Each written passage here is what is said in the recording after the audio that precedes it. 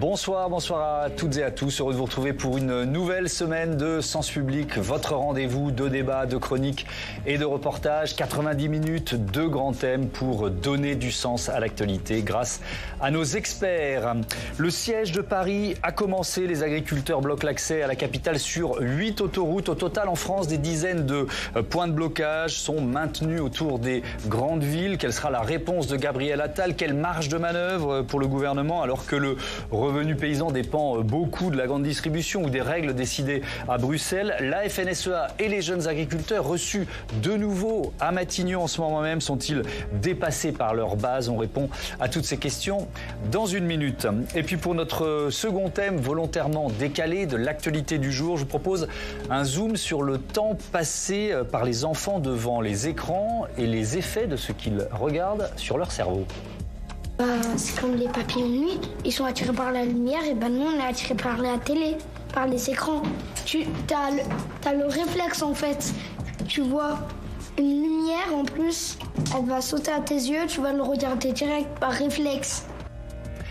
Emmanuel Macron a nommé un groupe d'experts pour mesurer cette addiction et ses effets avant de décider d'éventuelles mesures coercitives. Y a-t-il vraiment un consensus scientifique sur ces impacts? Comment limiter l'usage des écrans? On en débat dans 3 quarts d'heure. Mais d'abord, des tracteurs sur les routes et un gouvernement qui cherche à les renvoyer au champ. Samia de Chir. Des tracteurs à perte de vue. Depuis ce matin, ils convergent vers la capitale.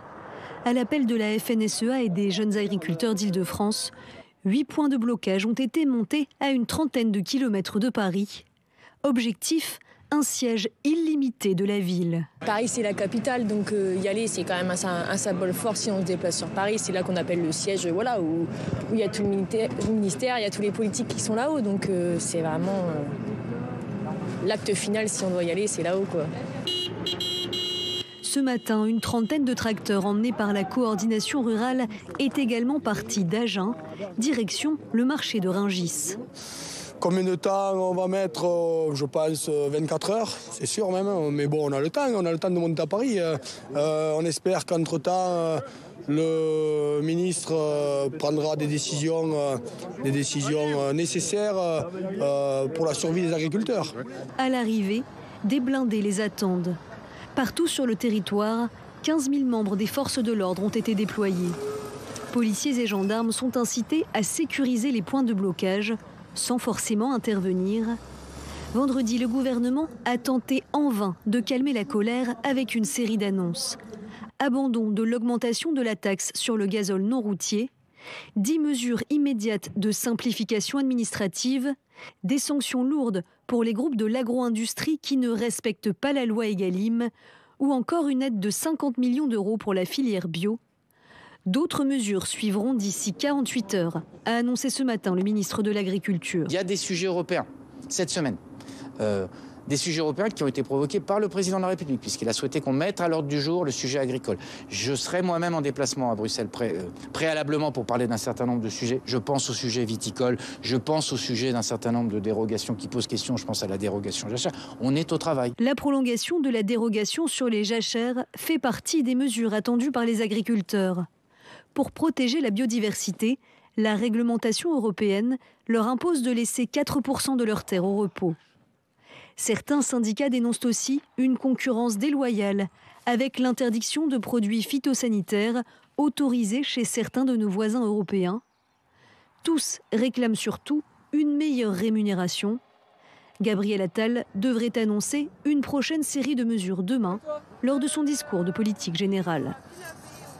Comment sortir de cette crise agricole? Quelle marge de manœuvre pour le gouvernement? On en débat tout de suite avec Pascal Perrineau. Bonsoir Pascal, bonsoir. Bienvenue. Vous êtes politologue et professeur à Sciences Po Paris. Nicole Ouvrard, bonsoir et bienvenue. Bonsoir. Vous êtes la directrice éditoriale de Réussir Agra, groupe d'information pour les agriculteurs. Vous êtes également ingénieur agronome. Jean-Christophe Bureau, bonsoir et bienvenue. Professeur d'économie à AgroParisTech, Université Paris-Saclay. Et Mathieu Croissant. Bonsoir Mathieu. Bonsoir à tous. Politique.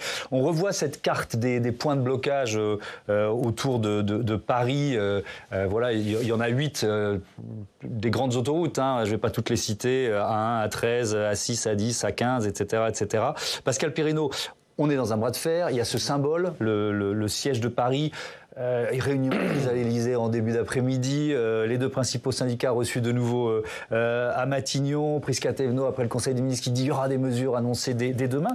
Est-ce qu'il y a un petit peu de panique au sein de l'exécutif ? Oui, il y a un peu d'agitation parce que tout de même la crise est d'ampleur et personne ne s'y attendait. Une telle crise à dimension nationale, avec une mobilisation un peu tout secteur, intersectorielle, avec les différentes forces syndicales en appui, personne ne s'y attendait. Et maintenant, si vous voulez, l'étau se resserre. Et se resserre bien sûr autour de la capitale, qui est toujours l'objet de tous les fantasmes, le lieu du pouvoir dans ce vieux pays centralisé qu'est la France. Et c'est l'épreuve du feu aussi pour un tout nouveau Premier ministre, qui, bien sûr, se serait passé certainement volontiers de ce premier type d'épreuve. C'est un Premier ministre, il ne faut pas l'oublier, qui est jeune, qui n'a aucune pratique, bien sûr, des problèmes du monde agricole et même des problèmes du monde européen, et que l'on attend au tournant. Parce que pour l'instant, le succès réel de Gabriel Attal, quand on regarde les sondages d'opinion, c'est un succès d'opinion. Maintenant, il faut en effet qu'il passe à l'acte et qu'au nom d'Attal soit lié non seulement une attitude, une image, mais quelques mesures fortes. Oui, alors c'est peut-être aussi une opportunité pour lui, on y reviendra un peu plus tard dans ce débat. Nicolas Louvrard, on va être dans les clichés, pardon, mais... Paris, c'est le lieu où des mesures hors sol sont parfois décidées. Est-ce qu'il y a aussi de ce symbole-là dans le mouvement ? C'est aussi le lieu où on amène énormément de nourriture à Rungis pour nourrir. Elle est presque un quart de la population française. Donc ça aussi, ça compte beaucoup. Et effectivement, toutes les décisions politiques sont prises à Paris et à Bruxelles. Donc s'il y a des lieux qu'on doit investir, c'est Paris et Bruxelles. Ouais. Et d'ailleurs, Bruxelles, puisqu'on va le redire ou le détailler, c'est aussi un mouvement européen assez hétérogène d'ailleurs, ça va être, ou c'est un lieu aussi de manifestations prévues communes des agriculteurs européens dans les jours à venir. Oui, tout à fait. Il y a déjà eu la semaine dernière une première manifestation, notamment de la coordination rurale, qui a commencé à... Donc ils étaient encore un peu seuls, on va dire. Ils n'étaient pas très nombreux. Voilà, ils étaient un peu seuls. Donc, mais si tout se cristallise à Bruxelles, parce que vous avez vu le nombre de pays où il y a des manifestations agricoles, c'est énorme. Ouais. L'Allemagne, la Pologne, les Pays-Bas, la Belgique qui vient de s'y mettre. Là, il y a l'Espagne et l'Italie qui sont en train de rejoindre le mouvement. Ça commence à faire du monde. Alors l'une des images symboliques de cette journée sont évidemment ces tracteurs qui convergent, qui font route vers Paris avec des agriculteurs qui témoignent justement de ce symbole. On en écoute un qui vient de l'Oise et qui fait route vers Paris. Ça fait du bien depuis le temps qu'on en a marre en fait. On est content de voir que ça se mobilise enfin et qu'on va peut-être être écouté. Monter à Paris, c'est pas tous les jours qu'on le fait, on l'a déjà fait, ça avait servi à rien. Mais on n'était pas assez nombreux et là je pense que pour le coup là on va peut-être réussir. Jean-Christophe Bureau, le mouvement il a commencé par ces panneaux routiers retournés, mis à l'envers. Ça fait plusieurs mois que ça a commencé. Ça veut dire quoi? Vous rejoignez un peu ce que dit Pascal Perrineau. Ça a été, on l'a pas vu, c'est passé sous les radars, ça a été sous-estimé. Ce qui a été sous-estimé, c'est plus général que l'agriculture. Je crois que c'est vraiment une colère du milieu rural, du monde rural, agricole, contre ce que vous disiez, cet étatisme parisien, et qui voit redescendre énormément de mesures. Bon, les limitations à 80 km/h étaient les premières peut-être, mais beaucoup de choses extrêmement technocratiques, alors qu'ils ne voient plus du tout les bons côtés de l'État. Si vous allez chez moi dans le Loir-et-Cher, il n'y a plus personne ne trouve de médecin, il n'y a plus d'ophtalmo, les enfants ne voient plus à l'école, ils ne voient plus le tableau, enfin tout ça, les poubelles sont ramassées une fois tous les 15 jours maintenant, il n'y a plus de train qui dessert alors qu'il y en avait 10 il y a 20 ans, et on ne voit arriver que des choses qui sont un peu des enquiquinements et de la taxation. Mais c'est assez général aux forestiers, un peu tout le milieu rural quand même qui se sent extrêmement... Donc ça, je pense que ça, c'est tout à fait vrai. Après, la crise a quand même commencé dans une région en France assez particulière, l'Occitanie, où la taille moyenne des exploitations est de l'ordre de 20 hectares, alors qu'elle est de 70 hectares en France. Et ça change tout, parce que les aides sont à peu près proportionnelles aux surfaces. Donc, les types ne touchent vraiment pas grand-chose dans cette région-là. Et en plus, ils sont dans des productions qui sont vraiment économiquement sinistrées. C'est l'élevage viande et le vin, en ce moment. Pascal Perrineau, il y a le discours de politique générale de Gabriel Attal demain. Est-ce que, si on va faire un petit peu d'histoire là, à ce moment du débat, côté politique et puis peut-être aussi côté agricole. Est-ce que vous avez souvenir d'un Premier ministre aussi vite sous pression ? Non. Ou aussi vite plongé dans la crise, là. Bon, c'est vrai que là, le bain est immédiat. Le bain est bouillant tout de suite. Le bain est bouillant tout de suite. Jusqu'à maintenant, d'ailleurs, ce jeune Premier ministre tient. Il n'y a pas eu de faux pas. Voilà, il s'informe beaucoup. Apparemment, il digère dossier sur dossier. Parce que c'est un élu et un homme politique qui a été formé dans la métropole parisienne avec des problématiques extrêmement urbaines. Il n'est pas habitué à ce type de problématiques. Mais on peut lui faire confiance, il a du métier politique et apparemment il avale dossier sur dossier, bien appuyé par son ministre, monsieur Marc Fesneau de l'Agriculture, qui lui a une dimension beaucoup plus des territoires, comme on dit aujourd'hui, et en particulier de ces territoires Mais au sein ruraux. de ce gouvernement resserré, il n'y a quasiment que des ministres franciliens. C'est peut-être aussi, alors c'est peut-être anecdotique ou pas d'ailleurs. Non, c'est pas anecdotique, parce qu'on voit les limites, si vous voulez, de la nouvelle politique telle que parfois l'a conçu le président de la République. Jadis, vous savez, on faisait très attention à ces équilibres. Au-delà des équilibres genrés, on faisait très attention aux équilibres région par région, aux équilibres métropole urbaine, zone rurale, etc. Là, la nouvelle politique macronienne a envoyé bouler tout ça et on en voit les limites. C'est-à-dire que pour répondre à ces problématiques où des territoires entiers semblent rentrer en jacquerie, en dissidence, eh bien, on a des élus qui ne sont pas du cru pour gérer ces problèmes. Et ça complique le problème. Je ne dis pas qu'ils en sont incapables, il y a beaucoup de ministres extrêmement capables, mais voilà, cela complique. Et en termes d'image, vous voyez, quand vous avez un élu qui a de la glaise à ses souliers, qui va à la rencontre des agriculteurs, j'allais dire en termes d'image, et la politique, ce sont aussi des images, surtout aujourd'hui, ça joue un rôle important. Oui, précédent historique aussi, peut-être avec vous, Jean-Christophe Bureau, les agriculteurs du Larzac, alors c'est les décennies des années 70, mais novembre 78, il y a la première marche sur Paris. Je me souviens d'une photo où les moutons broutent sous la Tour Eiffel, dans l'herbe qui était sous la Tour Eiffel. Est-ce que ça avait porté ses fruits? Parce que on entendait là dans le témoignage, ça marche pas toujours le déploiement, la marche sur Paris pour les agriculteurs. Le Larzac, c'était quand même pas la FNSEA. Bien sûr. C'est vrai.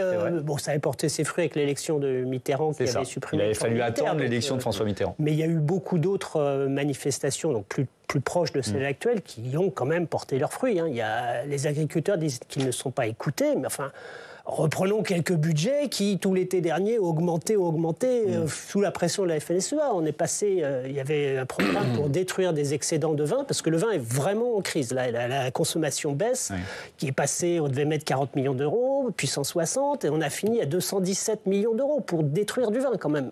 On ne peut pas dire qu'on n'est pas écouté, car 217 millions d'euros, c'est 4000 emplois d'infirmières. Que les infirmières disent qu'elles ne sont pas écoutées, je veux bien, mais que la FNSEA dise qu'elle n'est pas écoutée, c'est un petit peu gonflé quand même. Vous avez parlé de Rungis, Nicole Ouvrard. Peut-être qu'on peut détailler un peu, parce que c'est quand même, pour l'instant, Rungis fonctionne, mais tous les habitants de l'Île-de-France se posent la question pour les prochaines 48 heures. À quel point c'est vital pour Paris ?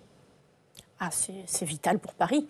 À quel point... Est-ce qu'on, je sais pas, il y a combien d'autonomie, quoi ? Je n'aurais pas de mettre la panique, mais c'est quoi ? C'est 48 heures, 3 jours d'autonomie si Rungis est fermé ? Je ne sais pas, peut-être... C'est 40% de l'alimentation de l'Île-de-France seulement. Le reste, c'est les centrales d'achat de supermarchés. Mais oui, ça ne doit pas être plus de 48 heures. Oui, c'est ça, oui. J'aurais dit 24 heures, peut-être même. 4 jours, mais oui, c'est vraiment très important. D'où l'importance de la réponse rapide du gouvernement. Mathieu, on va s'intéresser plus en détail sur cette stratégie du gouvernement face aux agriculteurs. Oui, parce que c'est une stratégie qui n'a pas fonctionné. Ah bon? En tout cas, pour l'instant, la mobilisation des agriculteurs s'est durcie. Les mots d'ordre qu'on a entendus ce week-end, siège de Paris pour la FNSEA ou blocus de Rungis côté coordination rurale, sont quasiment militaires. C'est exactement le scénario que le gouvernement voulait éviter. C'est comme si au fond rien ne s'était passé, comme si on avait eu un pouvoir très dur qui avait affiché une fin de non-recevoir aux agriculteurs. Or, c'est pas du tout ce qui s'est passé. Dans un premier temps, le pouvoir a choisi de temporiser. Alors, et pourquoi il a temporisé? D'abord parce que les réponses sont pas simples à trouver. Il faut rappeler que les revendications étaient extrêmement disparates, que d'un barrage à l'autre, d'un métier à l'autre au sein de l'agriculture, il n'y avait pas forcément les mêmes demandes. Et puis, en plus, certaines demandes ne peuvent pas être satisfaites d'une simple mesure ou d'un simple chèque. C'est plus compliqué que ça. L'autre raison pour laquelle le gouvernement a joué la montre, c'est qu'il estimait qu'il était bon que la colère puisse s'exprimer. En gros, si vous vous pointez dès le premier jour de la mobilisation avec des mesures, vous risquez fort de vous les voir renvoyer à la figure. Et pour que les agriculteurs rentrent chez eux, il fallait qu'ils aient le sentiment d'avoir gagné quelque chose. Et pour avoir le sentiment d'avoir gagné quelque chose, il fallait qu'ils aient combattu. Voilà, c'était tout ce qu'on phosphorait, tout ce qu'on disait au lieu.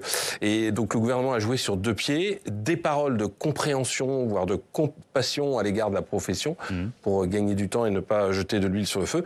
Et de l'autre côté, une négociation avec l'interlocuteur privilégié des pouvoirs publics en la matière. Évidemment, la FNSE. Oui, le partenaire particulier de chaque gouvernement depuis 80 ans, qui règne à lui tout seul sur la quasi-totalité des chambres d'agriculture. Mais rien ne s'est passé comme prévu. D'abord parce que la FNSEA a beau être le syndicat majoritaire, elle ne maîtrise pas les barrages, elle ne maîtrise pas tous les coins, et notamment le Lot-et-Garonne, qui est une des 3 chambres d'agriculture où la coordination rurale est arrivée en tête. Ensuite, et donc du coup, la FNSEA a redouté de se voir dépassée par la base d'un mouvement qu'elle n'avait pas impulsé. Le premier barrage, ce n'est pas elle. Donc du coup, dès mercredi dernier, elle va tenter de canaliser le mouvement en dressant une plateforme de 122 propositions. Et elle dit, c'est à prendre ou à laisser, ce qui n'est pas non plus comme dans les habitudes.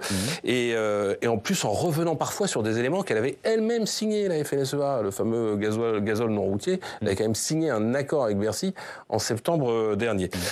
Et alors, il y a ça qui a changé. Puis de son côté, gouvernement. Côté Gabriel Attal, sa stratégie s'est avérée contre-productive parce que la temporisation a créé de l'impatience, voire de la frustration, et que la liste des revendications n'a cessé de grossir chaque jour un peu plus, à fur et à mesure que différents agriculteurs rejoignaient le mouvement. Et quand le Premier ministre s'est enfin décidé à parler, il a chaussé de bien gros sabots, si j'ose dire, pour de bien petits pas. Vous vous souvenez, devant une botte de paille, il a lâché du concret, certes, sur le GNR, sur les rapidités d'indemnisation des épizooties, puis sur tous les sujets qu'on a revus dans le reportage du début. Mais il est resté en gros dans l'abstrait, l'abstrait révélateur. Et pire, 2 jours plus tard, conscient que ça ne suffisait pas, dimanche, il est retourné en Eure-et-Loire. Et là, il a dit, j'envisage des mesures supplémentaires. Et là, ce qu'on entendait, c'est Marc Fesneau qui dit, d'autres mesures pourraient venir. Donc du coup, les agriculteurs n'ont aucun intérêt à relâcher la pression. Avec un enjeu, on l'a dit, fort demain, discours de politique générale, en début d'après-midi, il peut se rattraper? Mais ça va être dur. Ça va être dur parce que quand vous avez expliqué pendant une semaine aux agriculteurs qu'ils avaient raison, c'est compliqué de leur dire maintenant il faut rentrer à la maison. Et on voit bien Gérald Darmanin faire le grand écart entre on est compatissant, mais attention à ne pas aller trop loin. Et puis surtout, cet exercice délicat risque de lui coûter cher en termes d'argent public, beaucoup plus cher d'ailleurs. Pascal Perrineau, est-ce que le gouvernement a lâché du lest ou des mesures ou de l'argent trop tôt finalement, puisqu'on est à analyser la stratégie? C'est facile de donner des leçons, bien sûr. Après. C'est toujours notre rôle simple, observateur. Il fallait certainement lâcher du lest pour éviter que ça dégénère, que ces abcès de fixation qu'étaient les barrages dégénèrent avec des comportements de plus en plus violents. On sait très bien que les manifestations rurales peuvent très vite dégénérer en actes de violence. Souvenons-nous, en Bretagne, la mise à sac et l'incendie du Parlement de Bretagne, etc. On sait que tout ça peut dégénérer. Et bien sûr, il ne s'agissait pas de jeter l'huile sur le feu. Et donc, on a offert quelques mesures. Mathieu vient de le dire, quelques mesures. Il n'a pas tout donné tout de suite. Il n'a pas tout donné tout de suite, etc. Et on va certainement dans la déclaration de politique générale, même si celle-ci ne peut pas être entièrement consacrée à la question agricole. C'est une déclaration de politique générale. Vous vouliez intervenir, Nicole Auvrat? Oui, je pense quand même qu'il a lâché trop tôt le GNR. C'est-à-dire dire on supprime tout. Hein. Ce qui était prévu, c'était une augmentation progressive jusqu'à 2030. Oui. Ça, peut-être qu'il aurait dû le garder pour un peu plus tard, mais il fallait bien un peu de concret. Et c'est la grande difficulté de ce mouvement. C'est quand on regarde, il y a plein de mesures, mais des mesures où, quelquefois, l'État français n'a aucun pouvoir. Enfin, il y a des demandes conjoncturelles et d'autres qui sont structurelles. Les structurelles, on va en parler un peu plus, mais les conjoncturelles, c'est quoi, par exemple? Les conjoncturelles, voilà, on est sur notamment des mesures, des réglementations qui sont incohérentes à appliquer. Alors ça, c'est plutôt structurel, ça. C'est structurel, oui, mais en fait, pour les agriculteurs, c'est maintenant, c'est tout de suite. Vous voyez ce que je veux dire? La mise en œuvre des jachères, c'est maintenant. La gestion des haies, c'est maintenant. Les histoires de curage de fossés qui engendrent des inondations, les agriculteurs le vivent. Vous voyez, enfin, il y a plein de choses comme ça. L'étiquetage des vins. On nous donne ordre et contre-ordre, c'est contradictoire ce qu'on nous demande. C'est ça. Et quand on regarde dans les détails, c'est vraiment ça. C'est-à-dire qu'ils ne savent pas. Si on prend la réglementation par un bout ou par un autre, ça dit le contraire. Les prairies, je vais vous donner un exemple. Les prairies. Il y a eu un rapport de la Cour des comptes, vous savez, qui a dit qu'il faudrait diminuer les effectifs de bovins viande pour des raisons changement climatique, impact carbone. Et en même temps, donc, si on diminue les prairies, si on diminue le nombre d'animaux, on a moins besoin de prairies. Donc les prairies, on les retourne pour faire des cultures. Mais ça, le problème, c'est que du coup, on dégage du carbone en retournant des prairies. Donc il ne faut pas retourner des prairies. Et là, il y a des sanctions pour certaines régions parce qu'il y a trop de retournements de prairies. Vous voyez, on est dans l'injonction contradictoire. C'est comme la question des haies. Le gouvernement veut faire 50 000 kilomètres de haies en France et la haie, elle varie selon l'usage que vous en faites. Si vous êtes près d'une berge, c'est le code de l'environnement qui s'applique. Si c'est près d'un coin d'eau potable, là, c'est le code de la santé publique. Si vous êtes dans un site remarquable, c'est le code de l'environnement, mais si près d'un patrimoine remarquable, c'est le code patrimonial. Ça peut être le code de l'urbanisme si c'est urbanisé, ça peut être le code rural. Bref, vous voyez qu'ils sont perdus. Mais la question que je me posais, c'est il n'y a pas une mesure que peut annoncer Gabriel Attal qui produirait un effet de souffle pour arrêter le mouvement. C'est ça le problème, non? C'est pas évident. Les jachères, je pense que il y a une cristallisation autour des jachères. Mais votre avis là-dessus? Pardon de vous interrompre. Non, la seule mesure phare, le GNR, ils l'ont déjà donné. Ils l'ont déjà donné. Là, maintenant, on ne voit pas quand même très très bien. Et puis, il y a quand même dans des revendications des choses où on voit mal quand même le gouvernement aller jusqu'à accepter. Il a accepté déjà beaucoup de choses, l'été dernier, tout ça. Mais que l'ANSES soit sous tutelle politique pour décider de ce qui est cancérigène ou pas, c'est quand même un petit peu aller loin. Que l'OFB, la police de l'environnement, n'ait plus le droit de rentrer sur les exploitations. Bon, à ce moment-là... Vous voulez dire que le gouvernement a déjà lâché du lest dans les semaines ou dans les mois précédents? Financièrement, oui. Là, on n'a pas vu tout ce qui s'est passé, des aides au bio de plusieurs centaines de millions d'euros, des aides, comme je vous dis, à la viticulture, tout ça. C'est un peu tous les mois que le gouvernement lâche du lest. Donc là, il peut aller encore plus loin. Mais alors, et la gestion de l'eau aussi. Pardon? La gestion de l'eau aussi. Oui. Alors, puisqu'on est sur les marges de manœuvre, je reste avec vous, Jean-Christophe Bureau, parce qu'il y a quand même la question de la grande distribution et de l'application de la loi Egalim. Là, j'ai lu qu'il y avait des enquêtes diligentées par la DGCCRF, la répression des fraudes. Ça vise qui? Les distributeurs, surtout les distributeurs. Donc des grands groupes, mais c'est quoi? Les géants de la grande distribution, les hypermarchés pour ne pas les nommer? Les centrales d'achat de ces hypermarchés, c'est quand même eux.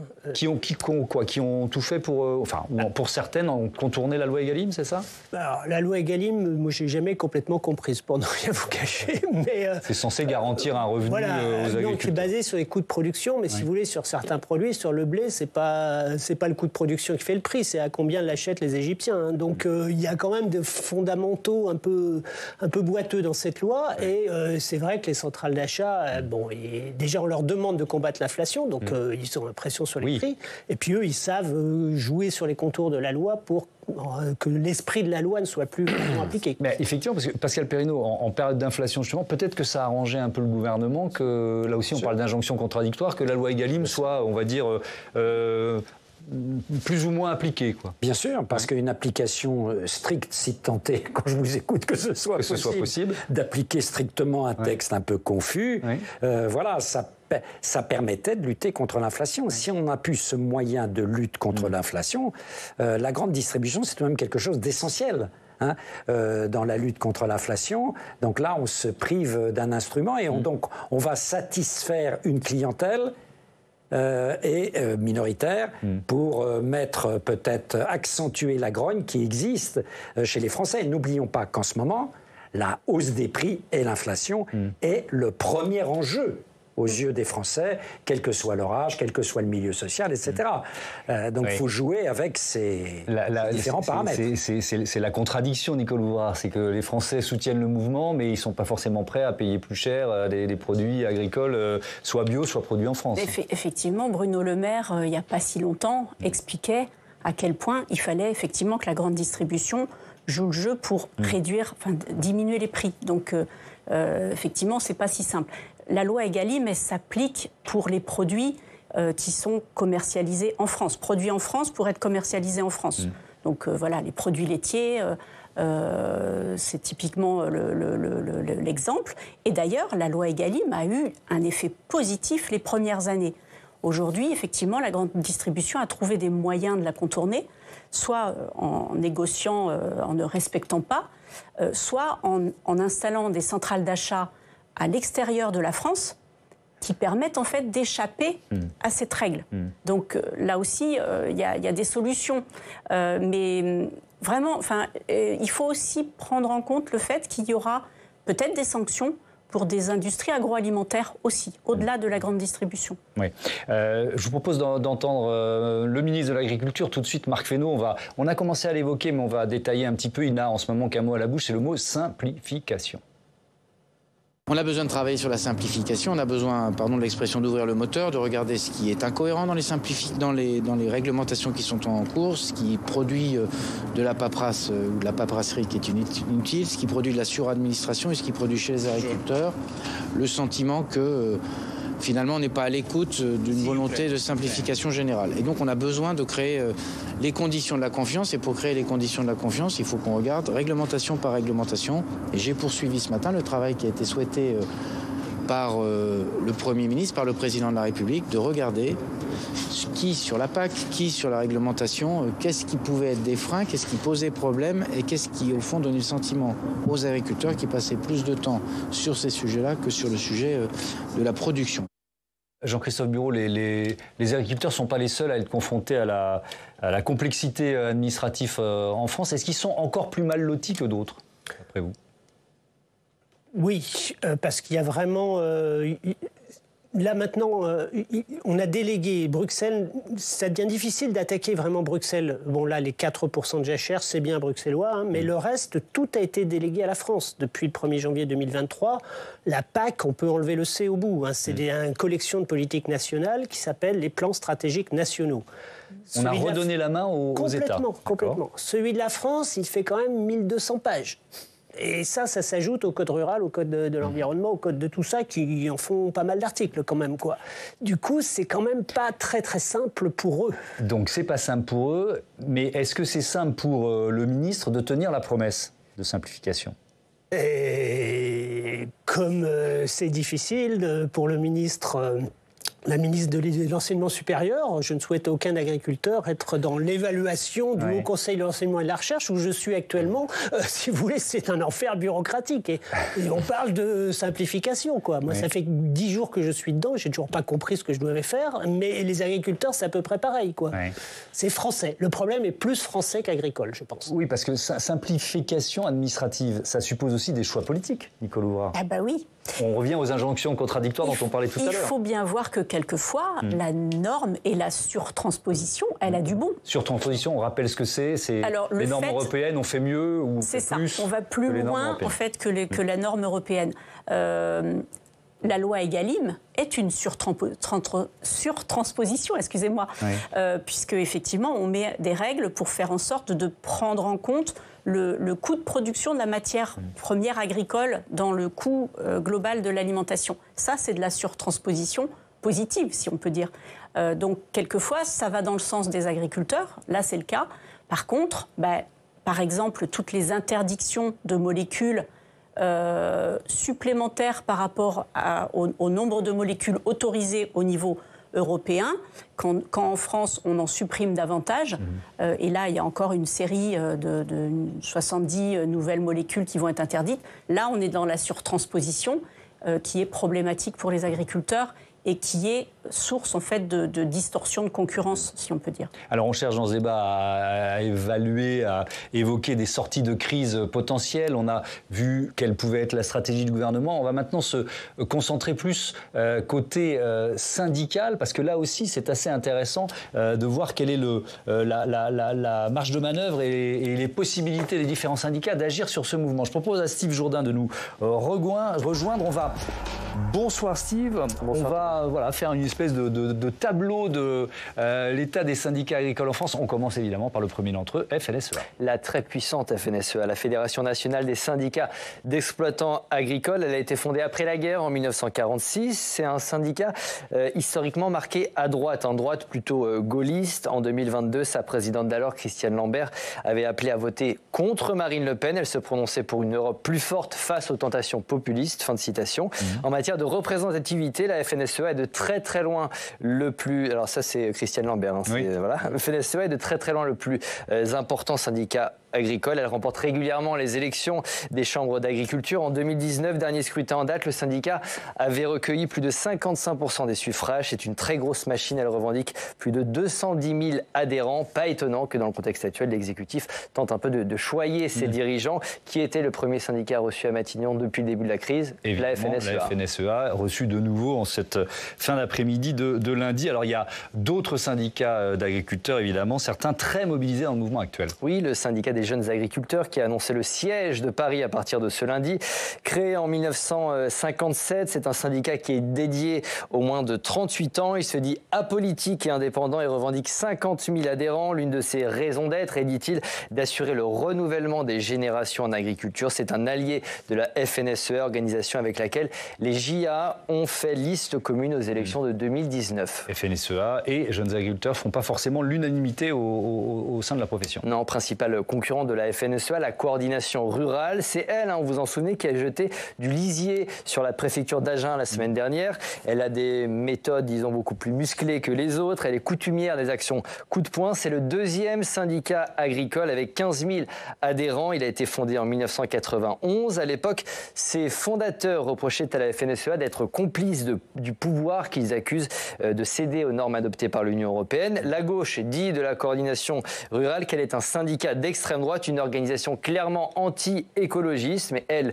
récuse ces allégations. Elle revendique le rétablissement de la préférence communautaire et la défense des fermes familiales. Et puis il y a aussi un autre syndicat qu'on entend un peu moins dans ce mouvement. Oui, un syndicat classé à gauche, la Confédération paysanne. Son soutien à la mobilisation des agriculteurs est un peu plus discrète que les autres. Elle a été créée en 1987 et porte un discours différent de celui de la FNSEA. Elle n'exige pas la réduction des normes environnementales et revendique un discours mondialiste et agroécologiste, avec plus de 19% des voix aux élections de 2019. C'est le troisième syndicat de France. À noter, Thomas, que ce classement sera probablement ou peut-être, disons, remis en jeu l'année prochaine. En 2025 auront lieu les élections professionnelles, d'où l'importance de la mobilisation actuelle pour tous ces syndicats qui veulent se montrer à côté de leurs potentiels électeurs. Évidemment, il y a aussi cet enjeu. Merci beaucoup, Steve. Nicolas Ouvrage, je reviens vers vous parce qu'il y a la question de la représentativité syndicale, de syndicats éventuellement dépassés par leur base. On l'a évoqué rapidement dans ce débat.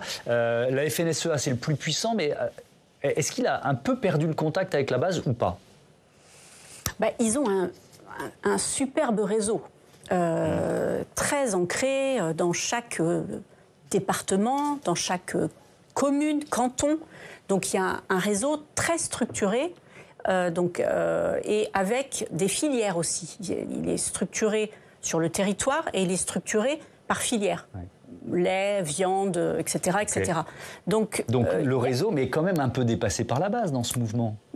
En fait, dans la mesure où il se veut, on va dire, raisonnable dans sa politique, il va effectivement négocier des choses avec le gouvernement. qui sont peut-être quelquefois en décalage avec ce que vivent les agriculteurs. Ce que disait Mathieu tout à l'heure, c'est-à-dire que là, ils ont, dans la liste des revendications, ils sont revenus en arrière quoi, par rapport à ce oui, tout à fait. Et je pense que la FNSEA, aujourd'hui, est dans cette approche de prise en compte de l'agroécologie, de prise en compte de la transition agricole. Et si Arnaud Rousseau a négocié le fait qu'il pouvait y avoir une augmentation progressive du GNR, c'est aussi dans cette approche, en se disant il faut effectivement composer avec la société. Ce qui n'est pas forcément compris. Voyez ? Pascal Perrineau, ça complique la tâche du gouvernement, ça, d'avoir un mouvement où le principal interlocuteur ne tient pas forcément sa base. Oui, ça arrive assez souvent. Oui. Mais il faut noter pour la FNSEA tout de même une chose. Si vous voulez, quand vous prenez un peu de champ, vous regardez les syndicats. Les syndicats en France ont un gros problème de représentativité.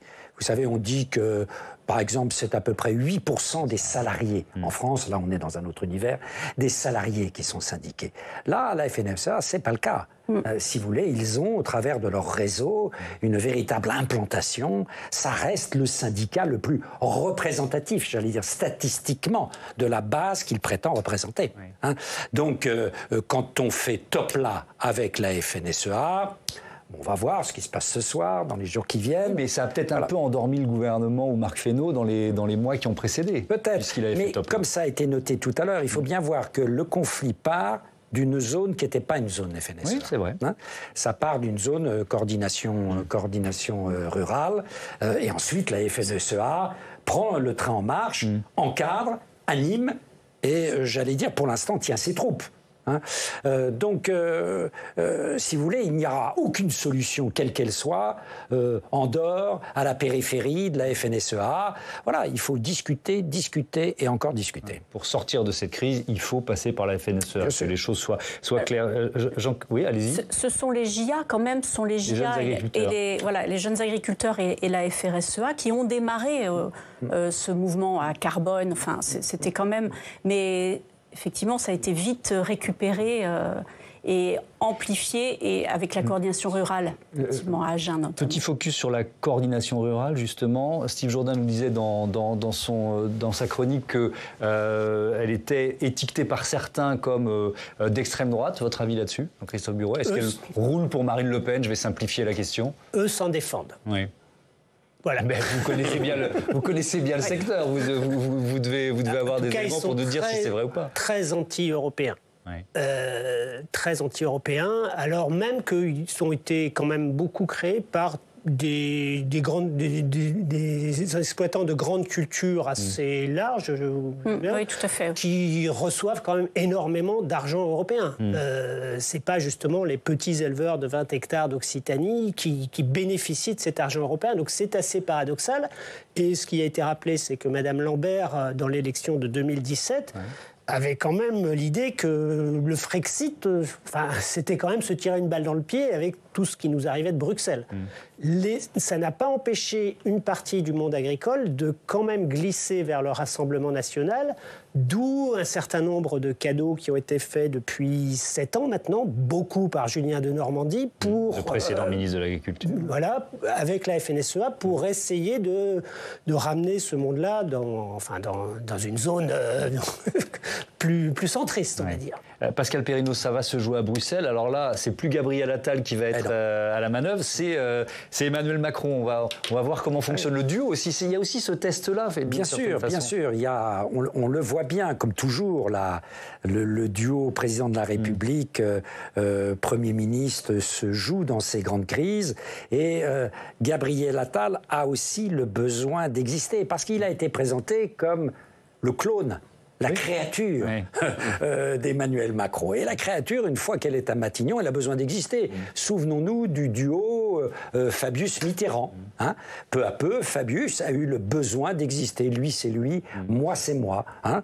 Eh bien, je crois que dans cette crise, même s'il y a peut-être un aspect moins aguerri, moins frondeur, peut-être, chez Gabriel Attal, se joue aussi cela. Il va y gagner en poids politique. Il peut y gagner en poids. poids. Enfin, il peut se brûler les ailes, mais il peut y gagner en poids. Et ça sera important pour Gabriel Attal, parce qu'il faut qu'il sorte absolument d'une carrière qui, jusqu'à maintenant, est une carrière où c'était le premier de la classe en termes d'opinion. Là, on joue dans une autre catégorie. On rentre dans la cour des grands. Est-ce que, Nicole Ouvrard, c'est aussi, puisqu'on l'a dit, c'est un mouvement européen, il y a aussi pression sur ce fameux pacte vert, le Green Deal européen. Là, si on cherche un point commun aux différents syndicats agricoles dans ces pays d'Europe, aux revendications disparates dont vous nous avez parlé, c'est quoi ? C'est s'opposer à ce Green Deal ? Ah oui, je pense qu'il y a ça, et puis ce ras-le-bol des normes. Oui, je pense, oui. Oui, tout à fait. Je pense que c'est vraiment ça qui est en commun. Alors avec des démarrages effectivement différents. Aux Pays-Bas, ce sont les nitrates. En même temps, ils sont allés très loin dans l'intensification. Donc effectivement, aujourd'hui, là, on leur demande de réduire la production et de réduire le nombre d'élevages. Donc chaque pays a ses différences, mais le point commun, c'est...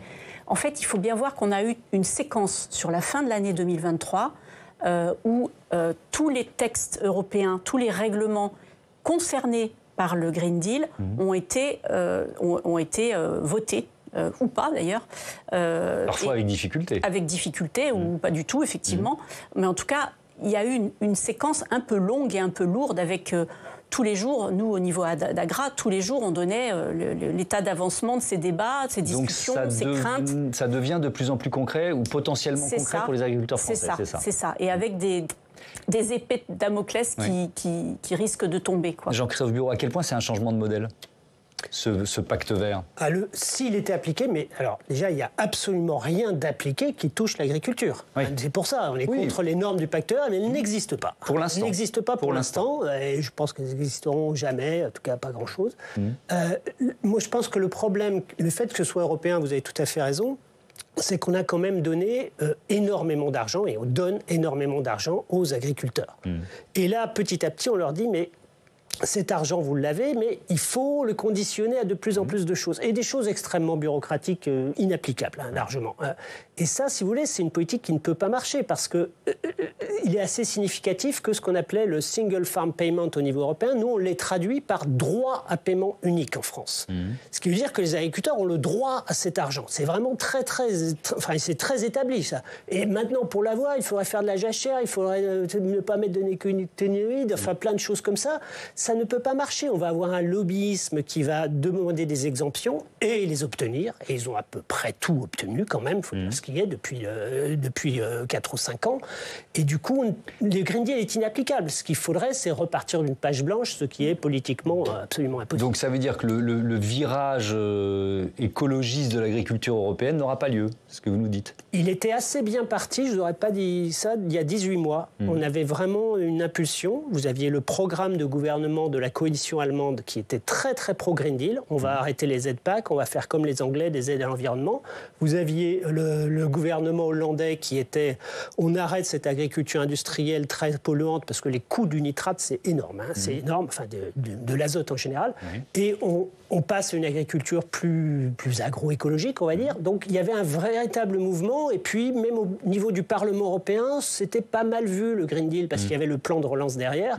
Et là, ça a basculé au printemps 2023, en particulier à cause des élections aux Pays-Bas qui ont amené cet obscur parti à des niveaux absolument gigantesques dans les sondages. Les élections sénatoriales, plus que les sondages, élections sénatoriales, 15 sièges. Et ça a totalement paniqué le PPE, le parti européen de Manfred Weber, qui d'un seul coup est passé du côté anti-Green Deal et qui a été suivi par la plupart des États membres. Merci beaucoup, merci à tous les trois d'avoir participé à ce premier débat et à bientôt sur Public Sénat.